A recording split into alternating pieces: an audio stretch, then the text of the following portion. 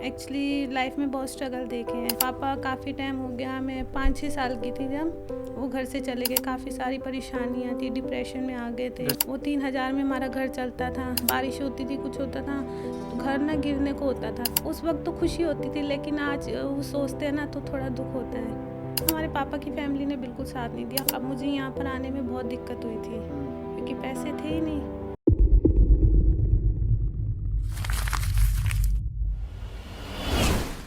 Hi, this is Ravindra Shivach और आप देखना स्टार्ट कर चुके हैं टैलेंटेड रितु इंसान, जिसमें हम अपने स्टूडेंट्स के इंटरव्यू शूट करते हैं। इसी कड़ी में एक और इंटरव्यू हम शूट करेंगे हमारे दिल्ली से आए हुए स्टूडेंट प्रेरणा साहनी का।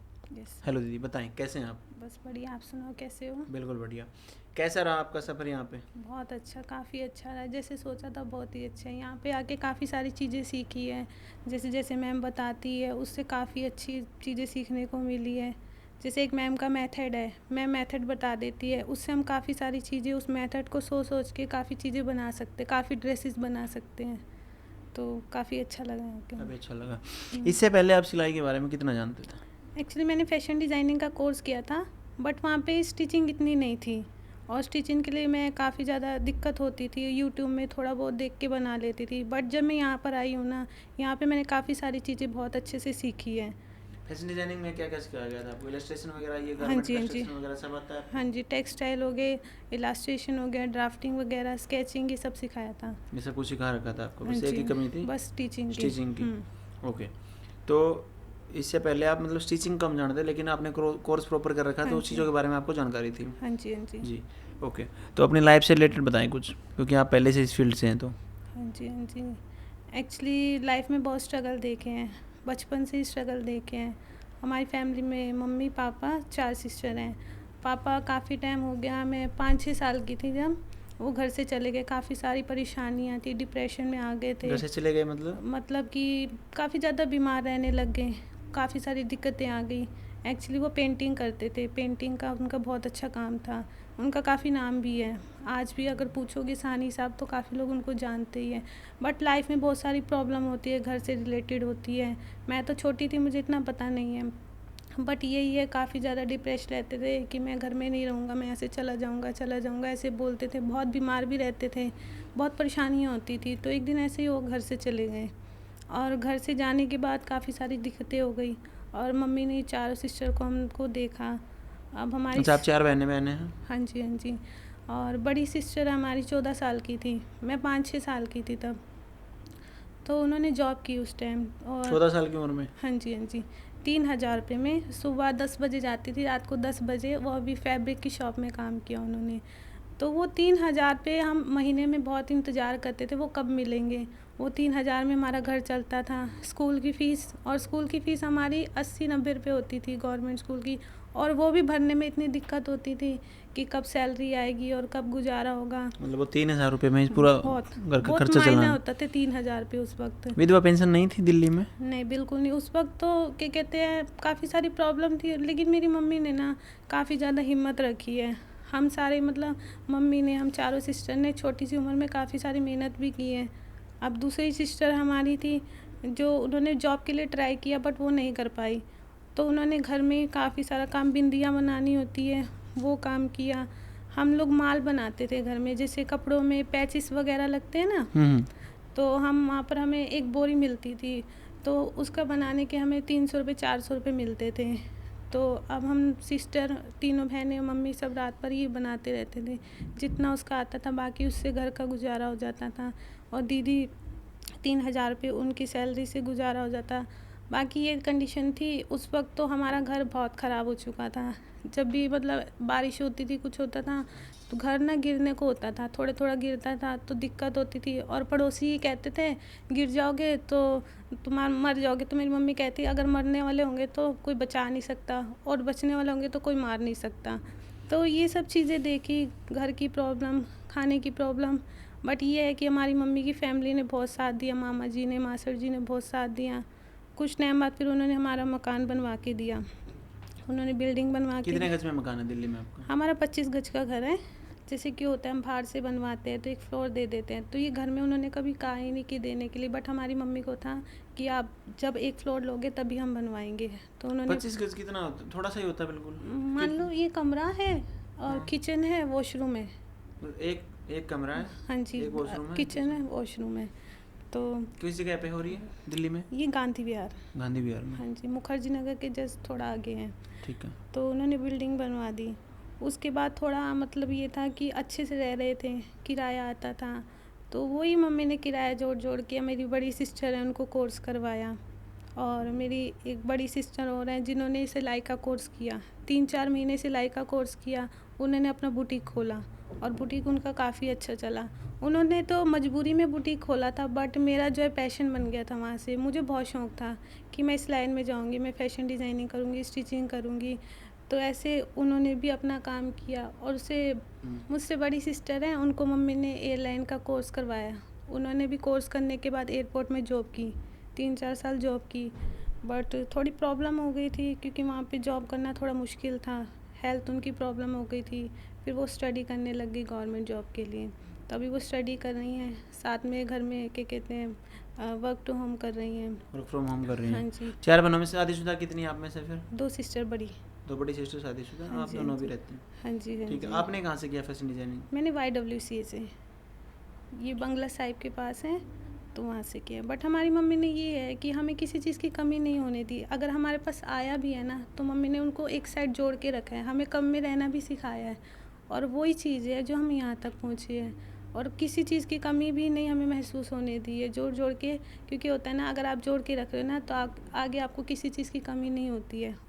आपको ये सिखाया गया कि कम से कम में गुजारा कैसे होता है, बिल्कुल। मिनिमलिज्म बोलते हैं उसको। हाँ जी, हाँ कम जी। से कम में कैसे आप अपना भरण पोषण करेंगे, क्योंकि इस परिवार की नीड वो थी उस टाइम पे बिल्कुल, बहुत ज़्यादा। अगर एक टाइम पे हालात ख़राब हो जाए, पटरी से ट्रेन उतर जाए यहाँ ना, तक कि ऐसा होता था, कपड़े भी हमने खुद के खरीदे नहीं। फैमिली में मतलब होते हैं, कज़न सिस्टर ब्रदर होते हैं, वो कपड़ों का भी हम इंतज़ार करते थे। उस वक्त तो खुशी होती थी, लेकिन आज वो सोचते हैं ना तो थोड़ा दुख होता है, क्योंकि वो हालात देख कर के वो चीज़ ना अंदर ही अंदर रह जाती है। तो कहीं ना कहीं बैठ जाती है जहन में वो बात, है ना। लेकिन कम से कम हमें जड़ें अपनी याद रखनी चाहिए कि कहाँ से हम उठ के बिल्कुल। चले हैं। और उन्होंने साथ इतना दिया ना, मतलब हमारे पापा की फैमिली ने बिल्कुल साथ नहीं दिया। हमें तो ये भी नहीं पता, उन्होंने पूछा नहीं कहाँ पर है, कैसे रह रहे हो, कैसे। लेकिन हमारे मामा जी ने एक पिता बन के बहुत साथ दिया, हमारे मास्टर जी ने, मासी जी ने बहुत साथ दिया, और अभी तक साथ देते हैं। वो किसी चीज़ की कमी होती है ना, तो बोलते हैं हमें बताओ। बट यही है, हमारी मम्मी ने सिखाया है, जितना हो कभी किसी से मांगना नहीं, कम में रहना सीखो, और आ भी जाए ना तो इतना खर्च करो कि आपको किसी चीज़ की दिक्कत ना हो जाए। तो वही है कि मम्मी ने कोर्स भी कराया, बट उसके बाद यही था कि कोर्स करने की वजह से स्टिचिंग नहीं आती, कॉन्फिडेंस नहीं था मेरे अंदर। स्टिचिंग बहुत ज़रूरी है फैशन डिज़ाइनिंग में। स्टिचिंग आती तो आप हर चीज़ कर लेती हो। नहीं तो फिर आप बार बार मास्टर को ढूंढते फिर वो बना के बिल्कुल। आज देखो मैं यहाँ पर आई हूँ, स्टिचिंग मैम ने सिखाई है, उससे उस मेथड से मैं काफ़ी सारी चीज़ें सीख गई हूँ, कुछ भी बना सकती हूँ, ऐसा है। तो उस वक्त यही था कि मैं यूट्यूब में से देख देख के फ़ैशन डिज़ाइनिंग का कोर्स किया। उसके बाद ना मैं घर पे यूट्यूब में से फैब्रिक बैग बनाती थी, हैंड बैग हो गए, फैब्रिक बैग हो गए, ये सब बनाती थी, सेल कर देती थी। उसके बाद कोरोना आया, कोरोना में मैंने मास्क बनाए, मास्क बना के सेल किए। वो कितने बहुत बिके हैं कोरोना में। तो कोरोना में एक्चुअली हमारे जीजा जी की शॉप थी, जैसे कॉस्मेटिक की शॉप थी उनकी, और एक और जीजा जी उनकी भी शॉप थी। तो उन्होंने क्या किया, मास्क तो उस वक्त क्या है कि बहुत बिकते थे, तो वो ये कह रहे थे, अगर हमें ज़रूरत भी थी उस टाइम कोरोना में, काफ़ी ज़्यादा दिक्कतें आ गई थी, मकान भी खाली हो गए थे, क्योंकि हमारा गुजारा तो ऊपर रूम से ही होता था। तो यही था कि और पैसे नहीं थे, और राशन। कितने फ्लोर का मकान है आपका? कितने फ्लोर आप किराए पे दे देते हो? हमारे अभी 3 हैं। तो 2 फ्लोर किराए पे रखते हो? 3 फ्लोर किराए पे, और 4 बने हुए ना। अच्छा। हाँ जी, तो एक तो बिका हुआ है, और बिका हुआ मतलब मास्टर जी को दे दिया था, तो उन्होंने बेच दिया। अच्छा, दिल्ली में फ्लोर बिक जाते हैं 25 गज के भी? बिल्कुल। तो आपके पास अभी 3 फ्लोर हैं? हाँ जी, हाँ जी। एक में आप खुद रहते हैं? हाँ, एक में रहते हैं और 3 ऊपर और हैं। बताती हूँ आपको, एक पे हम रहते हैं, 4 ऊपर हैं, एक बिका हुआ है, 3 और हैं ऊपर। तो टोटल 5 मंजिला है किसी? हाँ जी, हाँ जी। अच्छा अच्छा अच्छा अच्छा। तो 3 का किराया लगभग कितना आ जाता है फिर? अभी जैसे कि अभी हमारा खाली था तो 14,000 में गुजारा कर रहे थे। अब मुझे यहाँ पर आने में बहुत दिक्कत हुई थी, क्योंकि पैसे थे ही नहीं। तो वही अब जैसे मैं यहाँ आई हूँ तो एक रूम किराए पे चढ़ गया, और वही जो रेंट है मम्मी मुझे भेजती है यहाँ पर। मतलब जिसमें आप रहते थे वो रेंट पे दे दिया? बिल्कुल। तो उससे आगे आपकी फीस आ गई? बिल्कुल। ओके। तो जब आपने कॉलेज में वो किया फैशन डिजाइनिंग की, हाँ जी, जी। उस टाइम पे कितना खर्चा आया था लगभग आपका? उस टाइम पे 2 लाख से ज़्यादा आ गया था। 3 साल की डिग्री की थी? 2 साल की। 2 साल की। हाँ जी, हाँ जी। तो उसमें कितना खर्चा आया? लगभग 2 लाख रुपए। 2 लाख से ज़्यादा ही था। उससे फिर आपने प्रैक्टिकल नॉलेज हुई आपको कि जो आप मार्केट में जाके खड़े हो जाएं कि मैं पैसे कमाऊंगी अभी इससे? ऐसा तो कुछ नहीं था, क्योंकि मुझे गाइडेंस करने वाला कोई नहीं था। एक्चुअली मुझे बहुत सारी चीज़ें आती हैं। मैं पेंटिंग बहुत अच्छी बना लेती हूँ। मैं कंफ्यूज थी लाइफ में, मैं कहाँ जाऊँ। मैंने फैशन डिज़ाइनिंग का किया है, सिंगिंग भी करती हूँ मैं। एक्चुअली हमारी मम्मी भजन कीर्तन मंडली है। मम्मी 25 साल से गाती है, कीर्तन करती है फ्री ऑफ कॉस्ट, मतलब वो पैसे नहीं लेते हैं। पहले तो ये होता था ढोलक बजा लेते थे, बट ये काफ़ी एज हो गई हैं तो वो ढोल वाले जो आते हैं वही पैसे लेते हैं। जैसे अब ये भी है, वो पैसे भी जो आते हैं ना, वो हमारी मम्मी जी की जो फ्रेंड है वही सामान रखती हैं, तो वो पैसे भी ना, जैसे कोई गरीब घर से जिनकी शादी हो रही है या प्रॉब्लम है, तो वो पैसों सामान ला देते हैं उनको दहेज के लिए, या पैसा उनको दे देते हैं ताकि उनको जो भी चीज़ की कमी है पूरी हो जाए। तो हमारी मम्मी का यही है कि जैसे इसी कीर्तन भजन करती है, अब हमें भी कई बार बुलाते हैं। मैं भी गाती हूँ, मुझसे बड़ी सिस्टर भी गाती हैं इसमें भजन मंडली में? हाँ जी, हाँ जी। तो मैं जगह मतलब काफ़ी कम जाती हूँ, क्योंकि थोड़ी शाय नेचर की हूँ। अगर गाती हूँ तो अच्छे से गाती हूँ, बट यही है कि ना, मुझे यही कि अपनी लाइन में जाना है। भजन भी गाती हूँ, सिंगिंग का भी शौक है। सुनाए आप कुछ? आप मैंने आपके आईडी देखी थी इंस्टाग्राम पे, आप वो कान्हा जी की वो बनाते हैं, ड्रेसेस बनाते हाँ हैं। जी, मैंने मास्क के बाद ना, कोरोना में ना, हमारे एक लड्डू गोपाल जी थे, तो हम दूसरे लड्डू गोपाल जी दूसरे लड्डू गोपाल जी लेकर आए। तो मैं ना, ऐसा हुआ कि मेरे मन में था लड्डू गोपाल जी लाने हैं। मैं आपको बताऊं, कोरोना में हमारे पास पैसे नहीं थे और रूम भी नहीं चढ़ा हुआ था। मेरे अंदर था मुझे एक लड्डू गोपाल जी और लाने मेरे मन में था। मैं रात रात पर पता नहीं क्यों ऐसा रोती थी, मुझे एक और भाई चाहिए ऐसे लड्डू गोपाल जी। तो ना उसी दिन क्या हुआ, यूट्यूब में मैंने देखा कि ना लड्डू गोपाल जी की ना मूर्ति, मतलब कोरोना के टाइम पे ना, अगर आपको किसी को परचेज़ करनी है तो कर सकते हैं। और मैंने देखी, मुझे लड्डू गोपाल जी पसंद आ गए। मैंने कहा मुझे तो चाहिए कैसे भी करके। और उसी दिन ना, दूसरे दिन हमारा रूम चढ़ गया, कोरोना जैसे ठीक होने लगा तो रूम चढ़ा। और ना उस वक्त हमें 1000 रुपये पेमेंट कर गए थे वो बुकिंग के।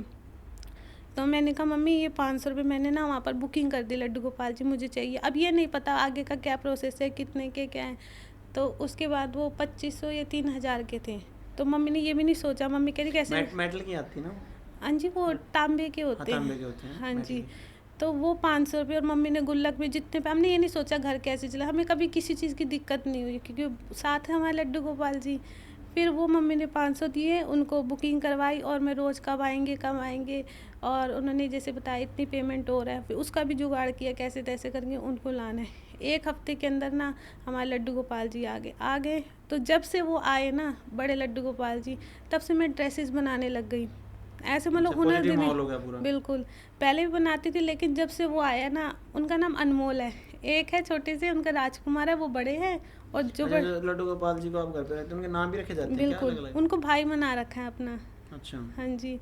तो वो जब आए ना, मैंने कहा मेरे दूसरे भाई आ गए, तो उनका नाम भी मैंने सोच लिया था, इनका नाम अनमोल रखेंगे, हमें मोलों से मिले हैं ये। काफ़ी मतलब ये था, कोरोना में अंदर से मन था आने चाहिए, लड्डू गोपाल जी चाहिए। और जब वो मिले तो बहुत मुश्किल से मिले, और उनके आने के बाद ना आज मैं लड्डू गोपाल जी की इतनी अच्छी ड्रेसेस बनाती हूँ। अभी भी कॉल आया था मुझे यहाँ पर कि मुझे लड्डू गोपाल जी की ड्रेसेस देनी है, कब तक आ रहे हो। मैंने कहा मैं 7 तारीख के बाद आऊँगी, मेरा फेयरवेल है तब। कहते अच्छा मैं ये कलर बताऊँगी, आप मुझे ज़रूर देना, क्योंकि वो मेरे हाथ के मतलब लेते हैं, क्योंकि डिज़ाइन भी बनाती हूँ और एक फैब्रिक भी मैं अच्छा लगाती हूँ। कहीं होते बुकरम होती है, बुकरम ख़राब हो जाती है, मैं इनर अच्छा सा लगाती हूँ, डिज़ाइन भी वो काफ़ी टाइम तक चलते भी हैं। तो फिर उनकी ड्रेसेस सेल करने लग गई। उसके बाद ना मैं बहुत टेंशन में रहती थी, बहुत परेशान रहती थी कि मैं काम तो कर रही हूँ लेकिन वो आगे बढ़ता नहीं, मैं आगे कैसे लाऊँ। ना मुझे सोशल मीडिया का इतना पता था, गाइडेंस नहीं थी। कुकिंग भी मैं अच्छी कर लेती हूँ और गाने भी, सिंगिंग भी अच्छी कर लेती हूँ, बट मेरा तो था इसी लाइन में मुझे आगे जाना है। तो फिर वही धीरे करके परेशान रहती थी। मैं मम्मी को बोलती थी कैसे होगा, मुझे कुछ समझ नहीं आ रहा। वैसे घर पे बैठी मुझे अच्छा लगता, मुझे काम करना है। एक तो मुझे टाइम नहीं मिलता था क्योंकि अब मैं इनकी सेवा में लगी रहती थी। थोड़ा मम्मी को भी प्रॉब्लम होती थी, एजिड है, पैर में उनकी फ्रैक्चर हो रखा है, बैक में गिर गए थे, उनको गैप आ गया है। तो फिर वो सारा काम देखना और उनकी सेवा भी करना, तो बट अंदर से मेरा होता था कि मुझे कुछ करना है, मुझे टाइम नहीं मिलता था। तो बस कभी कभी मैं रो देती थी। तो मेरी मम्मी ने यूँ कहा तुम ना इनको बोलो, अपने भाइयों को बोलो। मैंने कहा ये सुनते नहीं हैं, मैं चाहती हूँ कि मुझे समझाए, बताए जहाँ मेरी गलती हो रही हूँ, मुझे एक रास्ता दिखाएं। तो वही कुछ टाइम बाद ना मैं कहा मुझे तो भाई चाहिए, ये है, लेकिन मुझे एहसास कराए कि मैं तेरे साथ खड़ा हूँ हर वक्त, हर परेशानी में, क्या मेरे लिए अच्छा है क्या नहीं है, मुझे समझाए, डांटे, गुस्सा करे, हर चीज़ करें। वही कुछ टाइम बाद ना मुझे भाई मिल गए। भाई मिल गए मतलब कैसे मिले? मतलब कि मेरी दीदी का होटल था ठीक है। मुखर्जी नगर में, तो भैया थे एक ऊपर लाइब्रेरी में आते जाते थे, स्टडी कर रहे हैं वो, ठीक है, वो उन्हीं की शॉप में, दीदी की शॉप में कॉफ़ी वगैरह पीना, मैगी वगैरह, पास्ता वगैरह खाते थे। बट मैं कब जानती नहीं थी क्योंकि मैं अंदर कुकिंग करती थी, क्योंकि अच्छा, कुकिंग भी करवाई आपने होटल पे? बिल्कुल बिल्कुल, मेरी दीदी ने कहा था साथ दोगी, मैंने कहा क्योंकि कुकिंग काफ़ी अच्छी कर लेती हूँ मैं।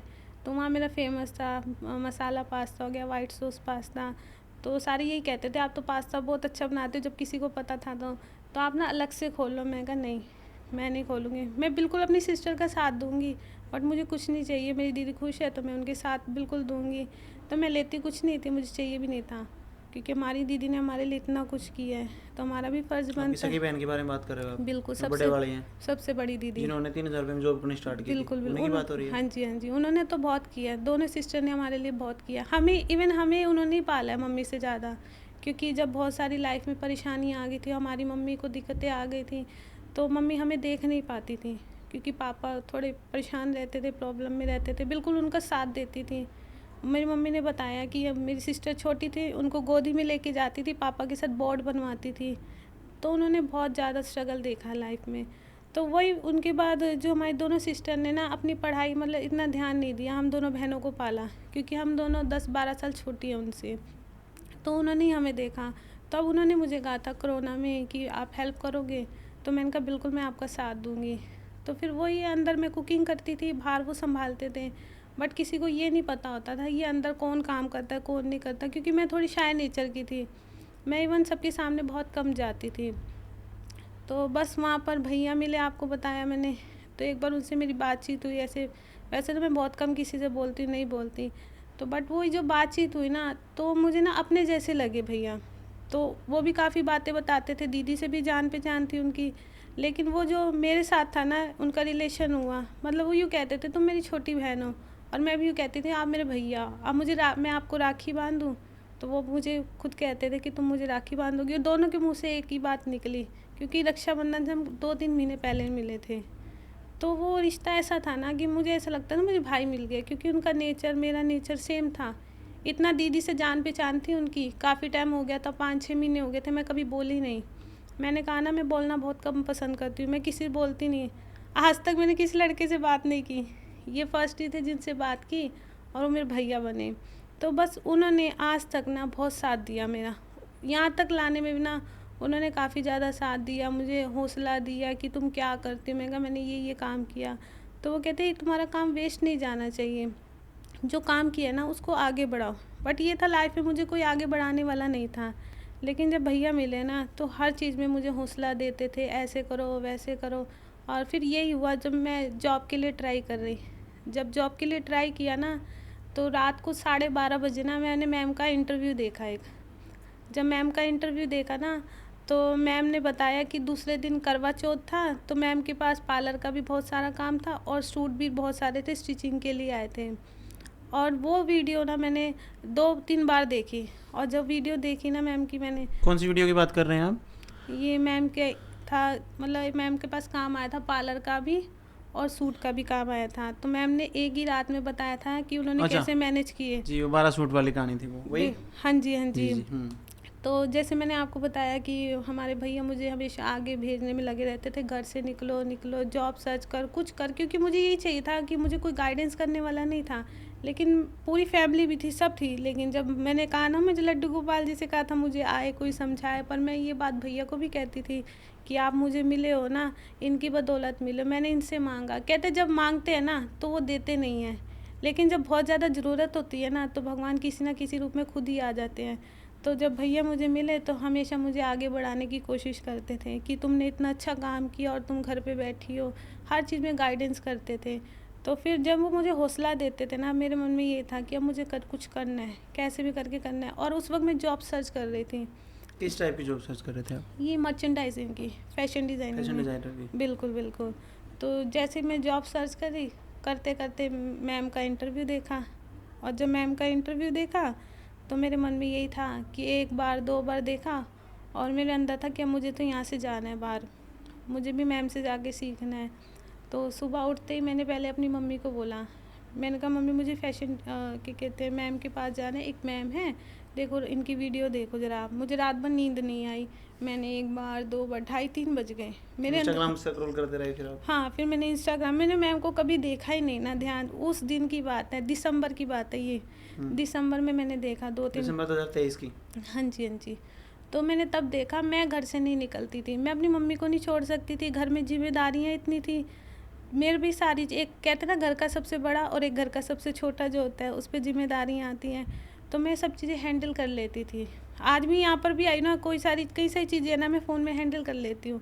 तो ये सारी चीज़ें कि मम्मी को कोई दिक्कत ना हो, सिस्टर को कोई दिक्कत ना हो, तो बस ये घर से निकल नहीं पाती थी। बट यही मेरी मम्मी हमेशा कहती थी, नहीं तू जब से यहाँ से निकलेगी ना आगे बढ़ेगी नहीं। और ये मेरे भैया कहते थे, जब तक तुम घर से बाहर नहीं निकलोगी ना, बाहर की दुनिया नहीं देख पाओगी कैसी है कैसी नहीं है। तो वही जॉब सर्च करते करते मैम को देखा, मैम के इंटरव्यू देखती गई और मैम की कहते इंस्टाग्राम आईडी देखती गई। फिर मैंने देखा यहाँ पे काफ़ी अच्छा कोर्स कराते हैं, बुटीक का कोर्स है, काफ़ी सारे बच्चे सीखते हैं, और मैम का नेचर देखा, काफ़ी अच्छा नेचर रहा। तो मैंने मम्मी को सुबह बताया, ऐसे ही बताया नॉर्मल, मम्मी मुझे ना हरियाणा जाना है, 3 महीने का कोर्स है, सिलाई का मुझे कोर्स करना है। मम्मी कहती कैसा कोर्स है? मैंने कहा मैम सिखाती है, बहुत अच्छा कोर्स है। तो मेरी मम्मी ने कुछ नहीं कहा, मेरी मम्मी कहती अच्छा 3 महीने का, चल कोई नहीं तू कर ले, ये भी नहीं कुछ मना किया। दिसंबर की बात है ये? हाँ जी, हाँ जी, दिसंबर में चल रही है बात अभी। हाँ जी, हाँ जी। तो मेरी मम्मी ने कहा हाँ हाँ कोई बात नहीं कर ले। फिर शाम को मैं अपने भैया से मिली, वो मुखर्जी नगर रहते हैं, किसी काम के लिए गई थी। तो मैंने भैया को बोला भैया मैं जा रही हूँ बाहर। वो सोचे जॉब लग गई होगी बाहर, कह रहे कहाँ जा रही हो? मैंने कहा मुझे कोर्स करना है, हरियाणा में मैम बहुत अच्छा सिखाती हैं, टैलेंटेड ट्विंसा के नाम से। उनको दिखाई मैंने सारी वीडियोस वगैरह दिखाई, तो वो भी कहते हैं हाँ जाओ सीखो अच्छे से, क्योंकि मैंने उनको बताया था ना मुझे स्टिचिंग का कोर्स। वो ना मुझे आगे बढ़ाने में लगे रहते थे, किसी भी तरीके ये आगे जाए, अपनी लाइफ ये है ना करियर बर्बाद ना हो। एक मेरी मम्मी का था, एक मेरे भैया का था, कि उन्होंने वही है साथ देते देते मुझे आगे बढ़ाया, एक हौसला दिया। बट ये था कि मेरी मम्मी की आँख का ऑपरेशन होना था, मोतियाबिंद था उनको, ठीक है, प्रॉब्लम थी और पैसों की दिक्कत थी। उस वक्त भी पैसे काफ़ी, क्योंकि रूम खाली था, 14,000 पे गुजारा होता नहीं था उसमें। 14,000 में भी वही मम्मी का ऑपरेशन भी होना था। फिर ऑपरेशन भी मम्मी का होना था फरवरी में, सब चीज़ें ठीक हो गई और बीपी हाई और शुगर बढ़ गया उनका। तो फरवरी भी मतलब वो भी निकल गया। मार्च का इंतज़ार किया कि मैं यहाँ पर मार्च में आऊँ, फरवरी में आऊँ, फरवरी में था। तो उसके बाद मार्च का अप्रैल देखा, फिर मई में भी एडमिशन हुए। तो मेरी मम्मी कहती थी तुम चली जाओ। मैं कहा मैं ऐसे नहीं छोड़ के जाऊँगी आपको, आप ठीक हो जाओ। फिर मैं चली गई तो मुझे अच्छा नहीं लगेगा, टेंशन रहेगी, आपकी आँख ठीक हो जाए ना, उसके बाद मैं बेशक चली जाऊँगी। तो फिर वही है कि 4 महीने तो मैंने मम्मी के पीछे हॉस्पिटल में चक्कर काटे, उनका बीपी सही करवाया, शुगर ठीक करवाया। उसके बाद मई में मेरी मम्मी का क्या कहते हैं, हाँ मई में मम्मी का ऑपरेशन हो गया। जैसे ऑपरेशन हुआ ना, उसके बाद आपने सोचा? हाँ, फिर मेरी मम्मी ने कहा अब तुम जाने की तैयारी करो। उसके 40 दिन बाद कहते हैं ना थोड़ा देखभाल करनी चाहिए, ऑपरेशन में दिक्कत ना। तो जैसे हुआ उसके बाद जून में, हाँ 1 जुलाई से स्टार्ट हुआ? हाँ, फिर जुलाई में बैच स्टार्ट हुआ। फिर मम्मी आने वाली थी यहाँ पर, बट मम्मी का यही था आँख में दिक्कत थी, इन्फेक्शन हो गया। तो मेरे भैया जी आए, भैया जी ने आकर के विज़िट किया सारा। 26 जून की बात है, हम लोग यहाँ पर आए थे विज़िट करने, देखने आए थे कैसा है कैसे नहीं है। वो भी कह रहे थे मैं देखता हूँ माहौल कैसा है कैसे नहीं है। तो फिर मम्मी ने ये कहा कि आप चले जाओ भैया को, तुम देखो कैसा है कैसे नहीं माहौल। तो जैसे आए ना, मैंने पीजी भी नहीं देखा, बस मैं बुटीक पे आई ना, मैंने कहा मेरे को नहीं पता कैसे रहना है कैसे नहीं रहना है, बस मुझे मैडम से सीखना है क्योंकि मौका मिला है ना मुझे, बस वो मौके का फ़ायदा उठाना है। क्योंकि मैं घर से निकल नहीं पाती थी, मैं घर में ना बहुत परेशान रहती थी कि मैंने इतना कुछ किया है वो ख़राब ना चला जाए, मुझे आगे बढ़ना है। तो बस वही था। मेरी मम्मी कहती तू चली जाएगी ना यहाँ से तो मुझे खुशी होगी कि तूने अपने बारे में सोचा, अपने बारे में नहीं सोचती, मतलब घर देखना है, ये सब चीज़ें हैं। तो मेरी मम्मी कहती मुझे शांति मिलेगी, हाँ कि तुझे अपनी लाइफ में ना कुछ करने का मौका मिलना है। तो वो मेरी मम्मी ने पूरा साथ दिया, बिल्कुल। मेरी मम्मी मुझे छोड़ नहीं सकती, आधे घंटे की भी दूरी नहीं है, मतलब होता है ना कि आप लगातार घर पे ही रह रहे थे इतने सालों से? बिल्कुल, थोड़ा सा होता है ना, घर का छोटा बच्चा होता है, करीब होता है काफ़ी ज़्यादा। तो बस वही है, मेरी मम्मी मेरे बगैर नहीं रह सकती। इवन मैं अपनी सिस्टर के घर नहीं रहती क्योंकि मैं अपनी मम्मी के बगैर रह नहीं सकती। और पता नहीं यहाँ पर देखो मैं कैसे रह रही हूँ, वही है ना एक मैम को देख के ना पॉजिटिव वाइब मिलती है। मैम को देखती हूँ ना, बस यही सोचा मुझे यहाँ से सीखना है, और मैम का नेचर इतना अच्छा है, यहाँ का माहौल अच्छा लगा, तो बस वो टेंशन नहीं रहती थी। तो वो ठीक मेरी है, तो आप 26 तारीख को यहाँ पे आए, हाँ जी 26 को विजिट करके वापस गए दिल्ली, हाँ जी हाँ जी फिर आए आप 1 जुलाई को, 30 को आ गई थी मैं। 30 को आ गया, हाँ जी, मतलब हाँ आपने पार्टी देखी फिर यहाँ पे? पार्टी तो नहीं देखी थी, पार्टी शायद 29 की थी। फेयरवेल 29 की थी, हाँ जी हाँ जी हो सकता है, अभी ध्यान नहीं है। हाँ तो फिर आप जब पहली बार मैम से मिले, पहला दिन आपका क्लास का था, बिल्कुल। उस दिन कैसा फील किया आपने यहाँ इंस्टीट्यूशन पे? क्लास से पहले मैं एक दिन पहले आई थी ना, तो मैम से मिलना था मुझे ये था कि कैसे भी करके मुझे मैम से मिलना है। मैं 2 घंटे मैम का इंतज़ार करती रही कि मैम से मिलना है। जब मैम को देखा ना, तो मतलब ये था कि अभी तो फ़ोन में ही देखती थी, एकदम से अलग से, मतलब बहुत अच्छा लगा। एक तो थोड़ी नर्वस भी रहती हूँ मैं, काफ़ी ज़्यादा बच्चों ने पहली बार मिलके फ़ोटोज़ खिंचवाई, लेकिन मैंने नहीं खिंचवाई, मैं मैम को ही देखती रहेगी बस। तो मैम ने मुझसे पूछा आपने कुछ किया आगे, तो मैंने उनको बताया था फैशन डिज़ाइनिंग का कोर्स किया, बट मुझे स्टिचिंग नहीं आती।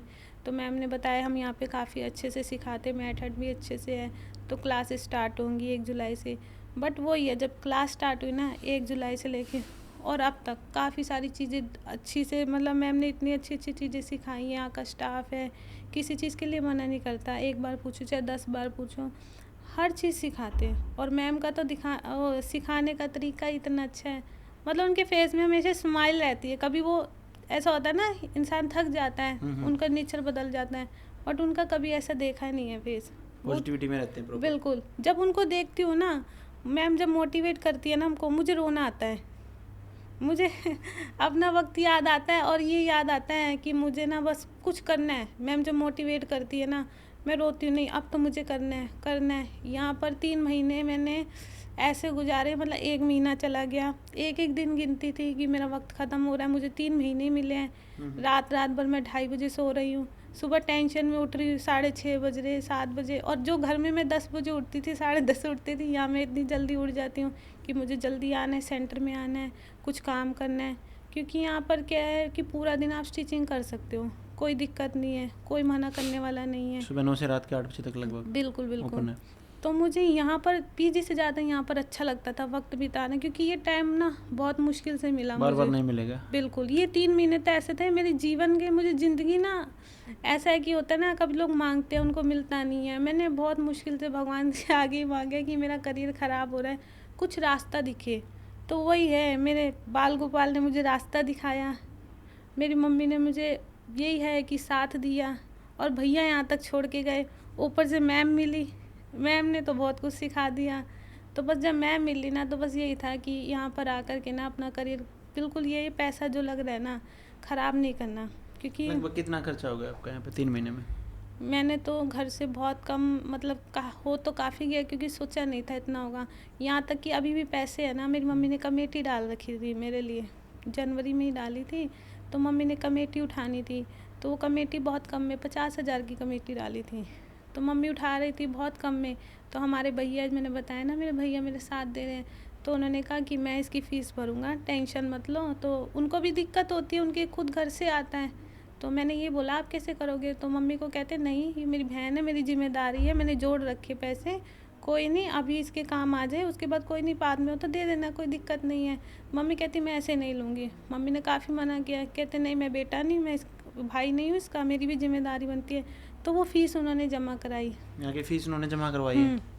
पीजी का इवन उन्होंने जमा करवाया, और सेंटर की फ़ीस होगी उन्होंने, इस बार की मैंने अभी तक पीजी का भरा नहीं है, क्योंकि इस बार जो है मेरे कपड़ों में फैब्रिक में बहुत ज़्यादा पैसा लग गया है। क्योंकि लास्ट टाइम था ड्रेसेस काफ़ी रेडी करनी पड़ी आपको। हाँ, तो मैंने अभी भी भैया को कहा मैं दूंगी, जब यहाँ से जाऊँगी तभी दूंगी। पहली बार है कि थोड़ा जो पैसे हैं मेरे कपड़ों में, क्योंकि फेयरवेल की भी तैयारी करनी है, सिस्टर वगैरह भी हैं, वो भी हेल्प कर देती थी।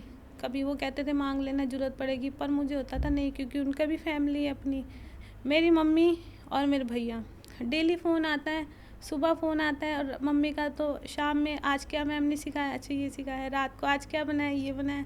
भैया का भी आता है, किसी चीज़ की दिक्कत नहीं है, अगर कोई प्रॉब्लम है तो मैम से पूछना, जो मिला है ना मौका उसको अच्छे से, मतलब ये वेस्ट नहीं जाने देना, अच्छे से पूछो, किसी चीज़ की कमी नहीं रहनी चाहिए। जैसे कहते हैं ना खून के रिश्ते होते हैं, खून के रिश्ते अपने होते हैं। मेरी लाइफ में तो मैंने ये देखा है, कोई खून से भी एक ऐसा रिश्ता होता है जो दिल का रिश्ता होता है, वो कभी भी मिलता नहीं है, और जब मिलता है ना बस वो भगवान की देन होती है। बिल्कुल।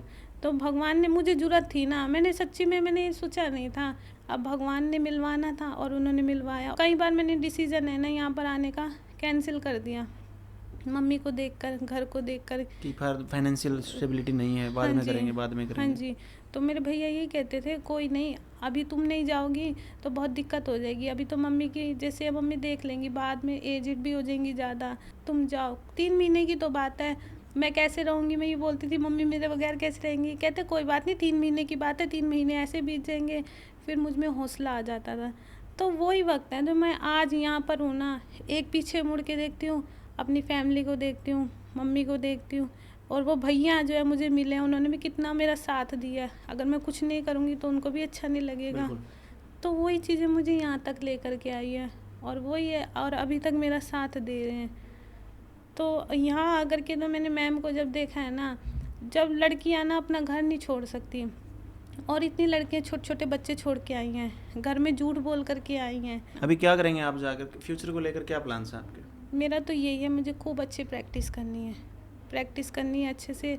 और मेरा सपना था फैशन हाउस खोलने का, क्योंकि फैशन हाउस मतलब ये है कि फैशन डिज़ाइनिंग का कोर्स किया, स्टिचिंग मैंने यहाँ सीख ली, तो सपना तो मेरा पहले से था। तो अब यहाँ पर आके काफ़ी सारी चीज़ें अच्छे सीखने को भी मिली हैं, बट यही है ना, फाइनेंशियल प्रॉब्लम है, पैसा नहीं है बुटीक भी खोलूँ तो वही है, थोड़ी प्रैक्टिस भी करनी है, घर से काम भी करने तो हैं। घर से कर सकते हैं ना काम, तो बिल्कुल। सोशल मीडिया पे हैं ही आप, हाँ जी, हाँ तो जी। वहाँ से डालेंगे आप तो चल जाएगा ही। बिल्कुल, दिल्ली में ही बिल्कुल। आप क्या, दिल्ली तो गढ़ है पूरे बट सिस्टम यही का। है, यहाँ से जाके बिल्कुल, क्योंकि ये 3 महीने है ना, अगर मैं घर जाके बैठ गई ना तो मुझे सबसे ज़्यादा दुख होगा। ये जो 3 महीने में बहुत कुछ सीखा है ना, मैंने अपनी लाइफ में सीखा है कि रुकना नहीं है, आगे बढ़ना है। बिल्कुल। घर से आप काम करेंगे तो ठीक ठाक पैसे घर से ही कमा लेंगे आप। हम्म। जो एक एवरेज शहर में बच्चे बुटीक खोल के कमाएंगे उतने तो आप दिल्ली में आप घर बैठे कमा लेंगे। बिल्कुल बिल्कुल। तो बस यही है, बस यहाँ पर आई हूँ ना, क्योंकि मैं चाहती हूँ, मैम ने एक बार बोला था कि तुम ऋतु इंसा से ऊपर बन के दिखाओ, मैं आऊँगी एक बार आपकी, मतलब ढूंढते ढूंढते ज़रूर पहुँचूँगी। बस मेरा भी यही सपना है कि मैम को अपने पास बुलाना ही बुलाना है, कुछ अच्छा करना है कि मैम ज़रूर आए मेरे पास। जरूर जरूर आएंगे मैम आपके पास। और कुछ आप शेयर करना चाहें? बस यही है कि लाइफ में मुझे आगे बढ़ना है, ये मौका बहुत कम मिलता है हर किसी को। हर किसी को नहीं मिलता, हर किसी को सही गाइडेंस नहीं मिलती, हर किसी को सही जगह पे नहीं मिलता। लोग पैसे भी ख़राब कर देते हैं, समय भी ख़राब कर देते हैं, और बाद में फिर नेगेटिव हो जाते हैं। बिल्कुल बिल्कुल। ये जो गाइडेंस है ना, मुझे मिली नहीं थी, और मैं काफ़ी सारी प्रॉब्लम उलझ के रह गई। पेंटिंग इतनी अच्छी बना लेती हूँ, सिंगिंग अच्छी कर लेती हूँ। सिंगिंग सुना नहीं आपने एक भजन? ओ पालनहारी निर्गुण और न्यारे, तुमरे बिन हमरा कोनो नाही, हमरी उलझन सुलझाओ भगवन, तुमरे बिन हमरा कोनो नाही, तुमी हमका हो संभाली, तुम्ही हमरी रखवाली, तुमरे बिन हमरा कोनो नहीं। अरे वाह दीदी, आप तो बहुत अच्छा गाते हैं सही में, नहीं? कितना अच्छा गाते हैं आप ट्राई नहीं करते कभी? बिल्कुल, मैं बचपन से ये सिंगिंग का शौक था मुझे, मैंने कहा ना मुझे गाइडेंस नहीं मिली, पहला मेरा मैं कह रहा हूँ शौक आप ट्राई नहीं किया आपने कभी म्यूजिक लेवल के साथ कहीं पे जाके आप कुछ काफ़ी ऑडिशन सारे वगैरह करें? मैंने सॉन्ग गा रखे हैं इंस्टाग्राम में, थोड़ी थोड़ी क्लिप है, काफ़ी कोशिश करती हूँ। मैंने मराठी सॉन्ग भी गाया था, बट मराठी सॉन्ग भी डाला था मैंने, और उसके बाद क्या कहते कर्नल सॉन्ग भी गाया था। मुझे शौक है सिंगिंग करने का, यहाँ पे भी मैं काम करती हूँ ना, बस कानों में लीड रहती है, बस भजन हो या सॉन्ग हो सुनती रहती हूँ। मैंने कहा ना सिंगिंग का भी बहुत शौक है, मतलब ये ना हर कोई ये कहता था इसको बहुत कुछ आता है, तो मेरी मम्मी ने आज मुझे इधर भेजा है ना, क्योंकि मेरी मम्मी को पता ही जो भी काम करती है बेस्ट करती है। बट यहाँ आई हूँ ना तो मुझे ऐसे लगा अच्छा होगा, बहुत अच्छा होगा, बहुत अच्छा होगा, क्योंकि बहुत सारे स्टूडेंट, हज़ारों स्टूडेंट ऑफलाइन में सीख के गए हैं, लाखों ऑनलाइन सीख चुके हैं। लगभग 90% से ऊपर स्टूडेंट जो मतलब हमारे टच में हैं वो बहुत अच्छा कर रहे हैं, ठीक ठाक पैसे कमा रहे हैं, और मतलब अपने जीवन में ऐसे ऐसे स्टूडेंट देखे हमने, बिल्कुल जो मतलब आप भी काफ़ी बुरे हालातों को आपने देखा है, काफ़ी गरीबी देखी है, बिल्कुल आपसे भी गरीब लोग, बिल्कुल मतलब मैं कह रहा हूँ बिल्कुल जो एक हाशिए पे होते हैं समाज के, वो लोग आगे बढ़े हैं। तो और जब ऐसे लोग आगे बढ़ते हैं तभी हमें ये लगता है कि हाँ ऑफलाइन सेंटर हमने सेटअप करके बहुत अच्छा किया काम, बहुत अच्छा कि समाज के एक तरक्की में हम योगदान कम से कम दे रहे हैं अपना। और कुछ आप शेयर करें, नहीं तो फिर हम इंटरव्यू को समाप्ति को लेके जाएंगे। बस ये तो मैं यही कहना चाहती हूँ, जो यहाँ पे आए ना उनकी किस्मत अच्छी है, क्योंकि मैम से सीखने का मौका हर किसी को नहीं मिलता। जो भी यहाँ आ रहा है, मैं तो कहती हूँ काफ़ी सारे लोग हैं यहाँ पर, आओ, सीखने को बहुत अच्छी चीज़ें मिलती। कहते हैं ना 3 महीने में सीख जाओगे, बिल्कुल 3 महीने में सीख जाएंगे, क्योंकि एक मेथड होता है ना, अगर आपने मेथड पकड़ लिया ना तो आप हर चीज़ कर सकते हो। इवन यहाँ पर कई लोग मुझे ये भी बोलते हैं कि यहाँ पर क्या करने आए हो, तो मैंने कहा यहाँ पर मैम से बुटीक का कोर्स करने हैं, स्टिचिंग कोर्स करने आए हैं। कहते तो आपके वहाँ नहीं था। मैंने कहा मैम जैसा नहीं था कोई।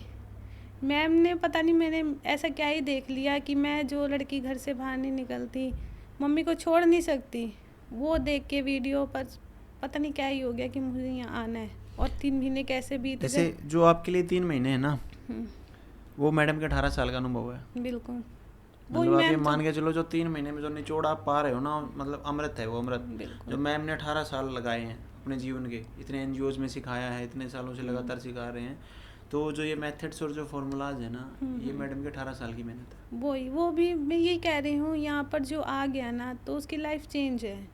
तो काफ़ी सारे लोग देखते हैं ना कैसे सिखाएंगे, इतनी दूर सीखने जा रहे हैं। यहाँ पर मैं आई हूँ ना, जैसे मैंने मम्मी और भैया से ही बात हुई, किसी को नहीं पता था यहाँ पर आ रही हूँ। सिस्टर वगैरह कहते थे क्या करने इसने फैशन डिज़ाइनिंग का कोर्स किया, अब क्या करेगी। मम्मी ने कहा नहीं, अभी स्टिचिंग का कोर्स करेगी, बहुत अच्छा सिखाते हैं। इवन मेरी मम्मी ने काफ़ी लोगों को बताया कि हरियाणा में मैम है, ऋतुहिंसा मैम है, बहुत अच्छा सिखाती है। इतने सारे पंजाबी में ऐसे बोलते हैं ना, कुड़ी हैं, तो मेरी मम्मी ने कहा था काफ़ी अच्छी कुड़ी है, बहुत सुंदर कुड़ी है, इतनी अच्छी अच्छी ड्रेसें बनाती है। तो मेरी मम्मी भी यही कहती थी, ये जैसे तुम ड्रेस बनाती हो ना, ये गिरने नहीं चाहिए। मैडम के देखो कितने अच्छे फिट होते। मैम को मम्मी को ड्रेस से दिखाती थी, दिसंबर से जून तक तो मैं वहीं थी, रोज़ फॉलो कर रखा था मैम को। तो मैं अपनी सिस्टर को, मेरी सिस्टर का भी फ़ोन आता था, देख मैम ने कितनी अच्छी ड्रेस बनाई ना, तू भी मुझे ना ऐसे बना कर देना ड्रेस। मैंने कहा बिल्कुल बना के दूंगी, पहले मैं सीख जाऊँ। अभी फ़ोन आते हैं किसी के आपके पास, जब आप यहाँ पे सीख रहे हो कि आगे हमारे लिए ड्रेसेस वगैरह बनाना? बिल्कुल आते हैं। अभी इवन मैंने कल ड्रेस, मैं यहाँ पर क्या कहते हैं, हमें सर्टिफिकेट मिला था, तो मम्मी जी मासी जी के यहाँ गई हुई थी, तो मम्मी ने सबको दिखाया, वहाँ सारे खुश हो रहे कितनी अच्छी ड्रेस बनाती है। अब मैं घर पे भी जाती हूँ ना, काफ़ी लोग देखते हैं इंस्टाग्राम में कितनी अच्छी अच्छी ड्रेस, हमारे को भी बना के देना। मैं कहा बिल्कुल बना करके दूँगी।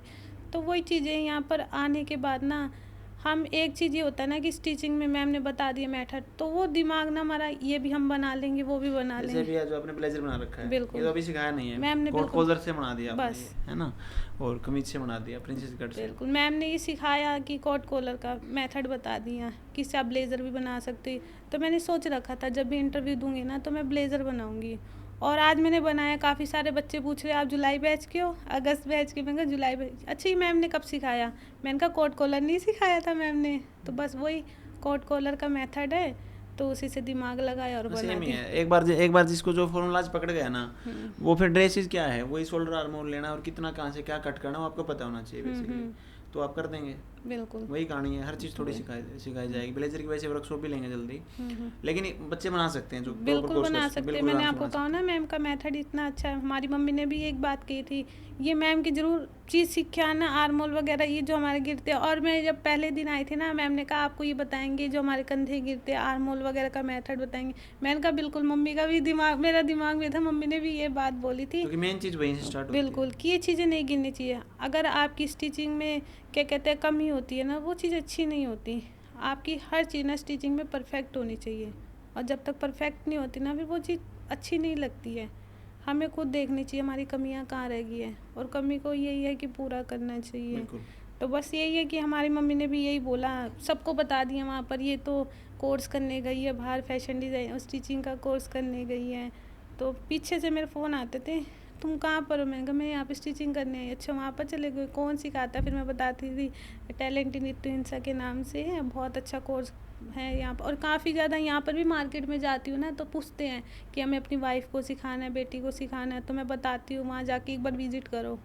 वो कहते 3 महीने में सिखा देते, आ जाता है। मैंने कहा बिल्कुल आ जाता है, अगर आप अच्छे से जो भी चीज़ है ना, मैम का वर्क है, जो मैम सिखा रही है, टाइम टू टाइम करोगे ना तो बहुत अच्छे से आएंगे। काम देखो, प्रैक्टिस तो करनी पड़ेगी। बिल्कुल, वो तो अपना काम कर रहे हैं, वो हमें हर चीज़ टाइम पे सिखा भी रहे हैं, बट कोशिश ये है प्रैक्टिस हमें करनी है। बिल्कुल, प्रैक्टिस के लिए सारा दिन ओपन भी रखते हैं। बिल्कुल ऐसा भी नहीं कि भाई आपकी क्लास खत्म हुई जाओ घर, ऐसा नहीं, आप करो आराम से प्रैक्टिस करो, 8 घंटे करो, 10 घंटे, मतलब यहाँ पे बिजली का बिल आता है 1.5 लाख रुपए। बिल्कुल बिल्कुल वही यहाँ पर इतनी कम फीस में ना हमें बहुत काफ़ी सारी चीज़ें सीखने को मिल रही है। वही हमने इतना पैसा लगाया है, जैसे मैंने फैशन डिज़ाइनिंग का किया है, बट स्टिचिंग इतनी अच्छी नहीं थी। बट स्टिचिंग का मुझे मतलब जो है ना यहाँ पर आके पता चला। यूट्यूब में भी ना कुछ सिलना है, बार बार देखती रहूँगी बार बार, लेकिन अब ये हो गया यूट्यूब में प्रॉपर नहीं आता। हाँ, बट अब ये है ना यहाँ पर आके मैम का मेथड देख लिया, हाँ अब ये ऐसे बनेगा, ये चीज़ ऐसी बन जाएगी।